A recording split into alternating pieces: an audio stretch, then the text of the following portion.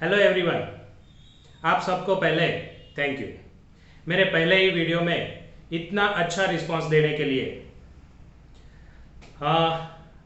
आज एक और कहानी आपके लिए लेके आया हूँ इतिहास के पन्नों से।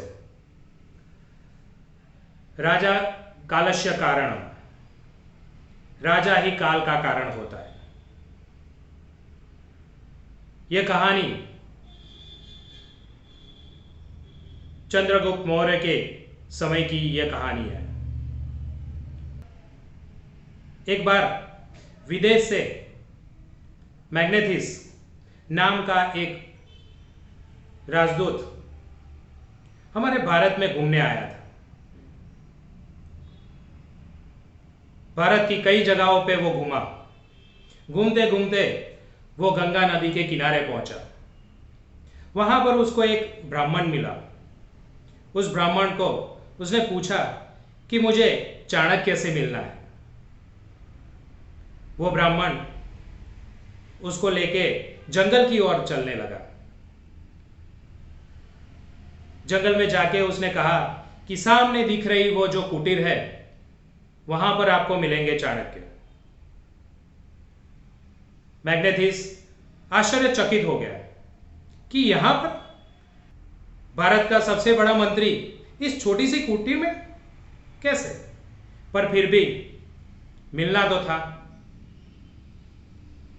वो जैसे ही कुटीर की ओर जा रहा था, रास्ते में उसको चंद्रगुप्त मिला। दोनों ही साथ में कुटीर में प्रवेश किया। चंद्रगुप्त ने चाणक्य के पैर छुए। तब मैग्नेथिस को पता चला कि यही भारत के सबसे बड़े मंत्री यानी चाणक्य है। उन्होंने भी नमस्कार किया। चाणक्य ने चंद्रगुप्त को कहा कि इनको ले जाओ और हमारे विश्राम गृह में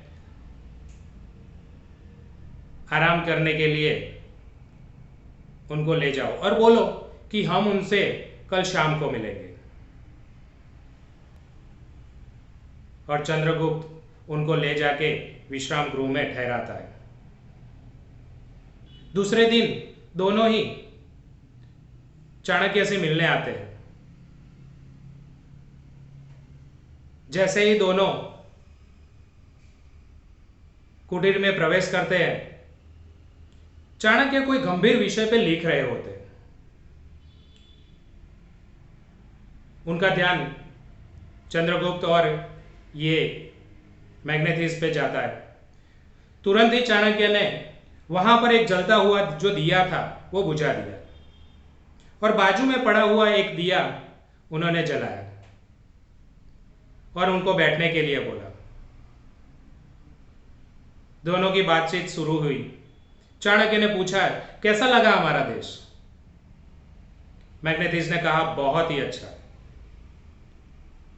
पर मुझे एक प्रश्न है जो मैं आपसे पूछना चाहता हूं।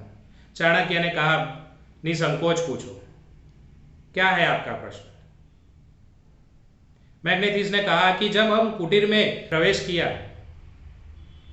तब एक जलता हुआ दिया आपने बुझा दिया और दूसरा दिया आपने जलाया, ऐसा क्यों?